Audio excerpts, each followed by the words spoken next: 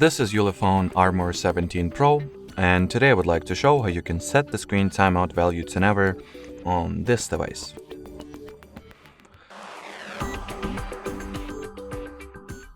So to start, we will need to download and install the free third-party app that is called Caffeine.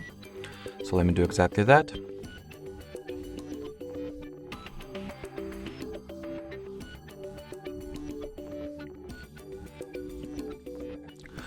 So once the app is ready, you can go ahead and launch it.